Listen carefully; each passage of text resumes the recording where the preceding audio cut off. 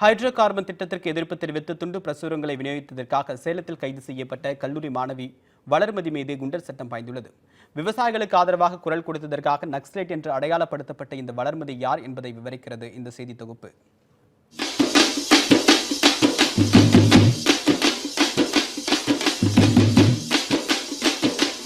சேலம் மாவட்டம் வீமனூர் அருகே பள்ளிக்கூடத்தானூர் எனும் குக்கிராமத்தில் பிறந்த வளர்மதி சிறுவயது முதலே விவசாயம் மீது கொண்ட நாட்டம் காரணமாக சிதம்பரம் அண்ணாமலை பல்கலைக்கழகத்தில் வேளாண் துறையில் சேர்ந்து பிஎஸ்சி பட்டம் பெற்றதாக அவர் தந்தை கூறியுள்ளார். சின்ன வயசுல இருந்தே வேளாண்மை துறை வந்து படிக்கணும்னு சொல்லி விவசாயத்தை பற்றி படிக்கணும். எங்கள் ஏரியாவில் விவசாயம், மல்லிகை, காடு இதெல்லாம் இருக்குது.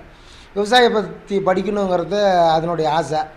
சரி, விவசாயத்தை பற்றி நான் படிக்க வைக்கிறேன் அப்படின்னு சொல்லிட்டு கோயம்புத்தூரில் போய் கேட்டு பார்த்தா சீட்டு கிடைக்கல. அதுலேயும் நல்லா மார்க் 920 மார்க் வாங்கி நல்லா வாங்கியிருந்தது. அப்புறம் நான் கொண்டு போய் சிதம்பரத்தில் அண்ணாமலை யூனிவர்சிட்டியில் வந்து சேர்த்துட்டு வந்தேன். கல்லூரி காலத்தில் மாணவர்கள் பிரச்சினைக்காகவும் கல்லூரியில் உள்ள குறைபாடுகள் தொடர்பாகவும் மாணவர்களோடு இணைந்து பல்வேறு போராட்டங்களில் ஈடுபட்ட இவர் பொதுநல மாணவர் எழுச்சி இயக்கம் என்ற அமைப்பில் இணைந்து பல போராட்டங்களையும் முன்னெடுத்தார்.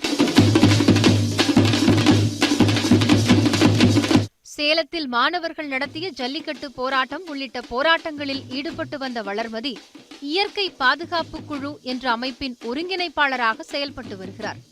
அந்த அமைப்பின் சார்பாக ஹைட்ரோ கார்பன் திட்டத்திற்கு எதிராக போராடி வரும் நெடுவாசல் கிராம மக்களுக்கு ஆதரவாக ரயிலில் பரப்புரை செய்யும் போது 2017 ஏப்ரலில் குளித்தலையில் கைது செய்யப்பட்டு திருச்சி சிறையில் அடைக்கப்பட்டார்.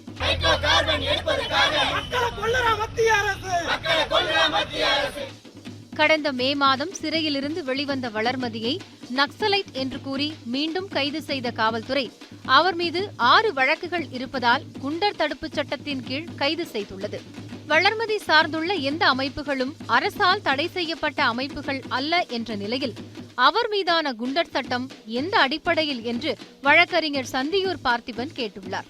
ஆனா வளர்மதி மீது பாத்தீங்கன்னு சொல்லி சொன்னா கிட்டத்தட்ட 3 நாட்கள் தான் எங்களுக்கு இடைவேளை.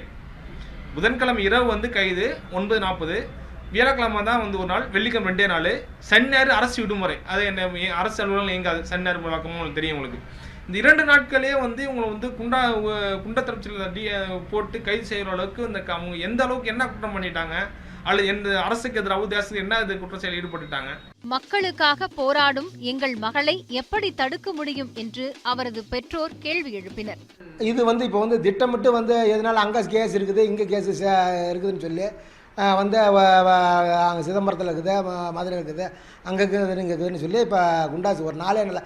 என்ன காரணம்னா கொஞ்சம் எங்கேயுமே பேசும், துணிச்சலாக வந்து பேசும். வந்து ஒரு போலீஸாக இருந்தாலும் சார் ரூல்ஸ் பிரகாரம் பேசும். அந்த ரூல்ஸே கூட பிடிக்காமல் போட்டாங்களா, அது என்ன எதுன்னு தெரியல.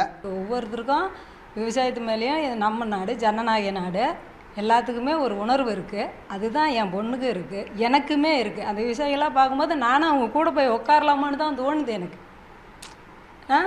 அந்த மாதிரி ஒரு விஷயத்தை தான் என் பொண்ணு செஞ்சுது. அதுக்காக இவங்க வந்து இந்த பொண்ணு ஏதாவது ஒரு நோட்டீஸ் கொடுத்தா பிடிக்கிறது, ஏதோ ஒன்றா பிடிக்கிறது. இன்னும் இந்த பொண்ணு இன்னும் ஒரு 10 பேத்தா 100 பேத்தா 1000 பேத்தா கூட்டக்கூடாது அப்படின்னு அந்த தவறாக நடக்குதா, இல்லை நீங்கள் நினைக்கிற மாதிரி ஏதாவது தவறான இவங்களா ஒரு முடிவு பண்ணிக்கிறாங்க. அழிந்து கொண்டிருக்கும் விவசாயத்திற்கு ஆதரவாக அமைதி வழியில் போராடிய மாணவி வளர்மதியை குண்டர் தடுப்புச் சட்டத்தில் கைது செய்ததற்கு பல்வேறு அரசியல் கட்சி தலைவர்களும் கண்டனம் தெரிவித்துள்ளனர்.